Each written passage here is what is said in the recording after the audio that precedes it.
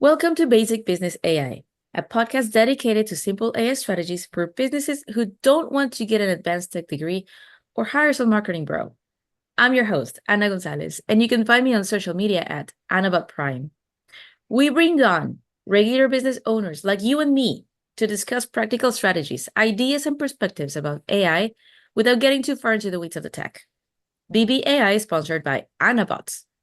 Did you know companies that respond to customer inquiries in less than 1 minute have a 400% higher chance of closing the deal? Our AI powered assistants have an average response time of just 5 to 7 seconds, meaning you can close more deals without generating more leads. No tech skills are needed, and you can get started in less than 5 minutes. Go to annabots.ai to learn more. Once more, that's annabots.ai. Today's guest is Dominiece Clifton. Dominiece is a serial entrepreneur, coach, and business branding strategist who empowers aspiring women entrepreneurs to create an exit strategy to ditch their 9-to-5 jobs and live more fulfilling lives. She also supports organizations by offering stress reduction and mindfulness services to increase well-being.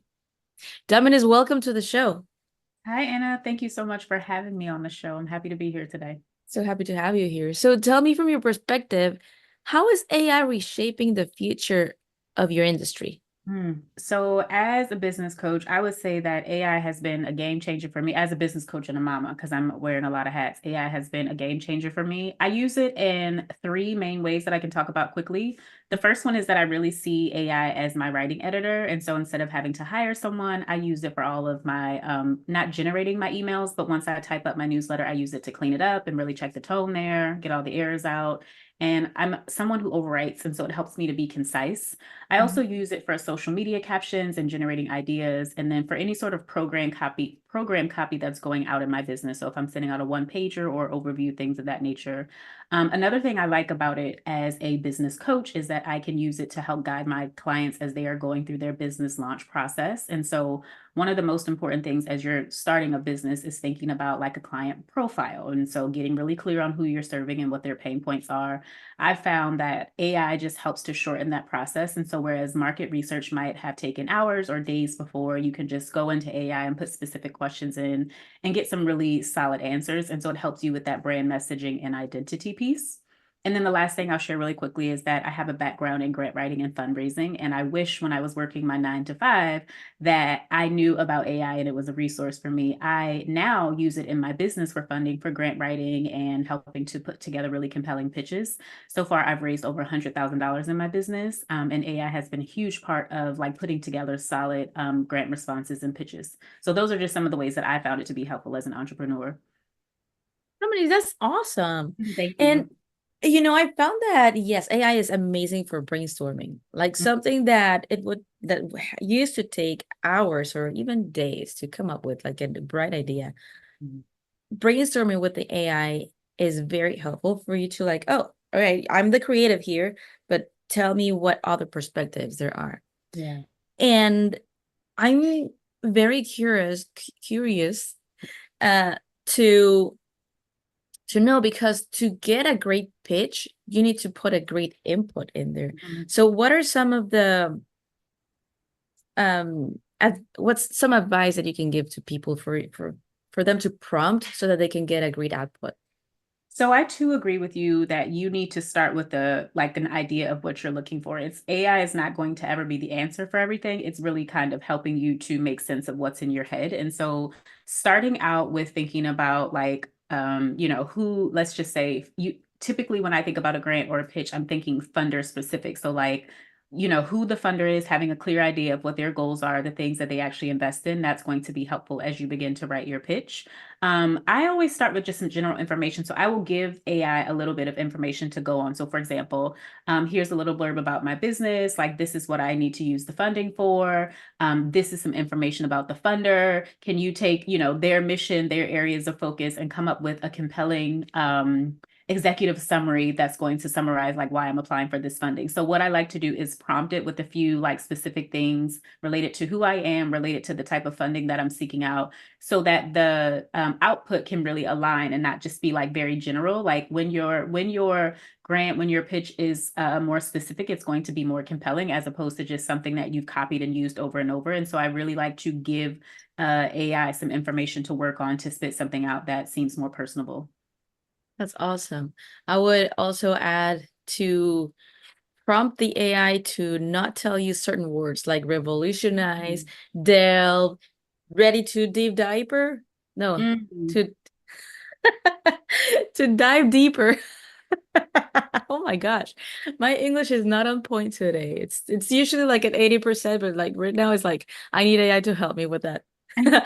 Um, like some words that give away that it's AI. Mhm. So I like to do it. I don't know if you have some ideas about that. Yeah, I actually think that that's a great point. Like one of the things that was a struggle for me when I first started using ChatGPT specifically was that like it sounds very robotic and I was just Mhm, like, "Oh, get this away from me," because I'm a very like relaxed person. I'm very conversational in my writing style, mhm. but I've learned that like prompting it so it spits something out and I'm like, "Okay, so take this, make it sound more relaxed, make it sound more conversational." That's been really helpful in my newsletters, for example, whereas it spits something out that sounds very like, just corporate. And I'm like, Mhm. let's try that again. And I'll just keep like going back and tweaking it like a few rounds of, okay, take what you just created and make it sound more relaxed. Or if I want something to sound more corporate, I'll put in a specific prompt. Take this and make it sound more compelling. There's certain words that you can use that it will spit out something different. And so I've just found by just playing around with like giving it certain commands, whether you want it to be more relaxed or more want it to be more professional, that is really helpful when trying to make it sound more like your authentic voice. Yeah. Yeah, that's awesome advice. Thank you so much. Yeah. So, Dominique, tell us about who you serve and how people can reach out to you. Yes. So I work with current and aspiring women entrepreneurs. If you are a aspiring woman or aspiring a woman entrepreneur, and let's just say right now you're working a 9 to 5 job, but you're not feeling very fulfilled in that role, and you know that there's a deeper calling on your life, you're not really sure where to get started, this will be the perfect place to start my 12-week coaching program, Transformation University. And then for women that are more early stage entrepreneurs that are maybe, 1 to 3 or 1 to 5 years in, maybe they've been in business but don't feel very aligned to their work. I really work with those women to get to know themselves better so that they can create a business that really aligns and reflects with who they are authentically. For anyone who wants to learn more, the best place to go would be my website, which is DomRClifton.com. That's going to give an overview and more information about who I am, about my coaching program. And also, I have a ton of free resources there that folks can take advantage of. And then the last thing I'll share really quickly, because we did talk about grant funding today, which is a huge part of being a small business owner or funding in general. I have a free resource called Fund Your Dream Biz, and it gives you like literally guides and walks you through prompts and things for you to put together a compelling pitch for a compelling grant response. And so if you're interested in securing business funding, you can go to fundyourdreambiz.com and snag that free resource. Amazing. So we're going to wrap from here. Thanks to our guest, Dominique Clifton, for joining us for a practical conversation about AI and its potential for business. You can learn more what she does. You can learn more about what she does by visiting domrclifton.com or grab your fundyourdreambiz.com. If you run a business of any size and you have some ideas or strategies around the topic of AI, we'd love to have you on for a future episode as well. We interview business owners of all levels of experience and exposure to AI so we can represent all voices, especially the 90% of us who are curious about AI but not trying to be tech geniuses. Apply for a future episode by going to basicbusinessai.com.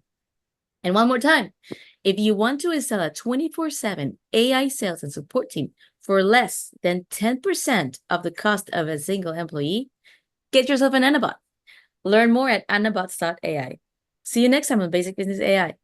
Oh, and by the way, if you like this episode, tell your friends. See you later.